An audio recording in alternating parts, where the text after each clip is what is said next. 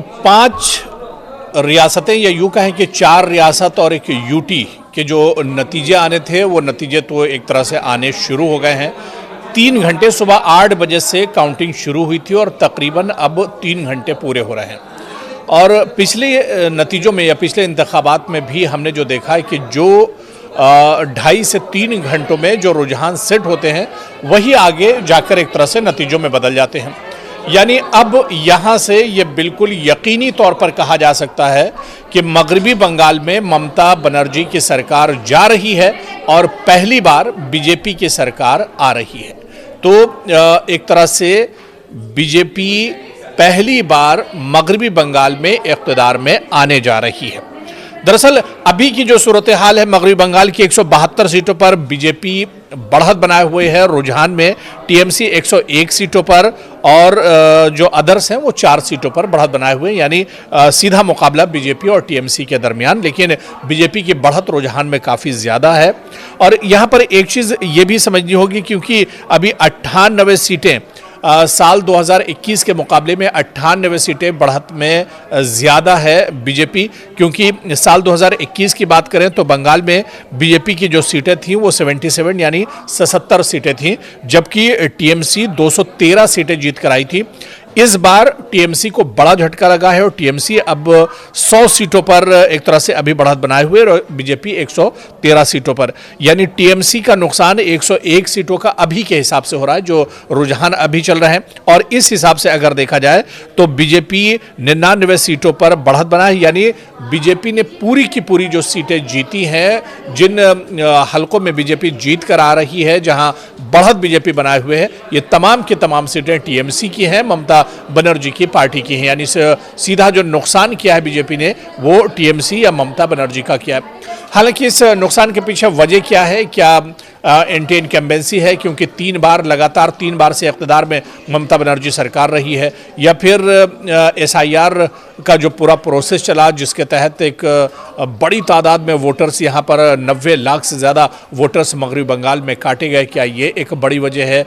या फिर जो सियासी सूरत हाल बहुत तेज़ी से मगरबी बंगाल में बदली, इसका असर हुआ? या फिर ये कहा जाए कि बीजेपी ने बहुत दमखम लगाया और पूरी मेहनत यहाँ पर बीजेपी ने की है, जिसकी वजह से बीजेपी के हक में ये नतीजे आ रहे हैं? हालांकि ये तमाम चीज़ें तो जब नतीजे आ जाएंगे उसके बाद इस पर चर्चा होगी और कहाँ पर कमी रह गई, ममता बनर्जी को ये झटका क्यों लगा और क्यों वो साल 2021 की जो कारकर्दगी है, जो उनकी परफॉर्मेंस है, उसे नहीं दोहरा पाई। ये तो आने वाले दिनों में एक तरह से नतीजों के बाद इस पर चर्चा की जाएगी। लेकिन अभी जो सूरत हाल है उसमें दरअसल बीजेपी अब मगरबी बंगाल में इक़्तिदार में आती दिख रही है।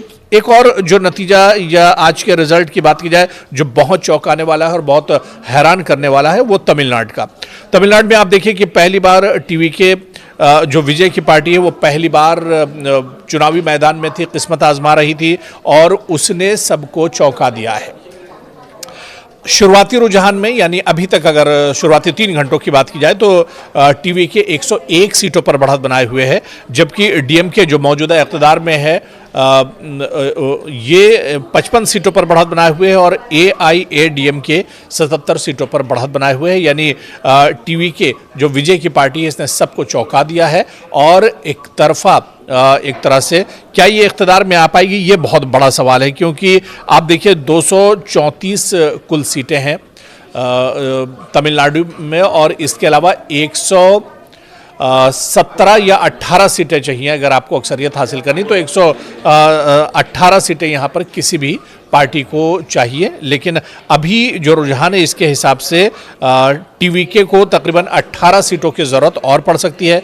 क्या एआईएडीएमके सपोर्ट टीवीके का करेगी या डीएमके उसके साथ जाएगी या बीजेपी इसके साथ जाएगी? कौन यहाँ पर किंग मेकर होगा ये देखना बहुत अहम होगा। लेकिन विजय की जो पार्टी है वो सबसे बड़ी पार्टी यहाँ पर बनकर उभर रही है। इसके अलावा आसाम की अगर बात की जाए तो यहाँ पर जो एग्जिट पोल था तकरीबन उसी हिसाब से बीजेपी यहाँ पर बढ़त बनाए हुए है। है, लेकिन साल 2021 के मुकाबले में बीजेपी की तकरीबन 24 सीटें असम में और बढ़ रही है। असम में बीजेपी और मजबूती के साथ आ रही है। असम में कुल सीटें 126 है असेंबली की, जिसमें से 97 सीटों पर अभी भी बीजेपी बढ़त बनाए हुए है। रुझान में कांग्रेस 27 सीटों पर यानी 28 सीटों पर यानी 2 सीटें 2021 के मुकाबले में उसकी अभी कम एक तरह से हैं, और यूडीएफ जो मौलाना बदरुद्दीन अजमल की पार्टी है, इसको बड़ा झटका लगा है। 2 सीटों पर बढ़त बनाए हुए, जबकि साल 2021 में इसकी 16 सीटें आई थी। तो मौलाना बदरुद्दीन अजमल की पार्टी को बड़ा झटका असम में लगा है, और कुल मिलाकर 2 सीटों पर अभी यूडीएफ जो है वो 2 सीटों पर बढ़त बनाए हुए है। तो ये अभी तक के रुझान है, लेकिन अब ये रुझान दरअसल यहीं से नतीजों में एक तरह से बदलना शुरू होंगे, और नतीजे एक तरह से अब से कुछ देर में नतीजे भी आना शुरू हो जाएंगे। लेकिन ये कहा जाता है कि शुरुआती जो रुझान जो सेट हो जाता है, जो ट्रेंड शुरुआती तौर पर सेट हो जाते हैं, वही आखिर में जाकर नतीजों में बदलते हैं, क्योंकि अब 3 घंटे का वक्त तकरीबन गुजर चुका है, और 3 घंटे में जो रुझान है इसमें बहुत मामूली 2-3% का फर्क हो सकता है, वरना इससे ज़्यादा का फर्क नहीं होगा। और अब जो रुझान यहाँ पर सेट हो चुके हैं, यही धीरे धीरे नतीजों में बदलना शुरू होंगे। तो ये यहाँ से कहा जा सकता है कि मगरबी बंगाल में बीजेपी की एंट्री हो गई है। बीजेपी पहली बार इक़्तिदार में आने जा रही है। तमिलनाडु में बड़ा खेल हुआ है, तमिलनाडु में बड़ा चौंकाने वाले एक तरह से नतीजे हैं। सरकार किसकी बनेगी अभी शुरुआती तौर पर कुछ नहीं कहा जा सकता है। असम में बीजेपी और ज़्यादा मजबूत हुई है।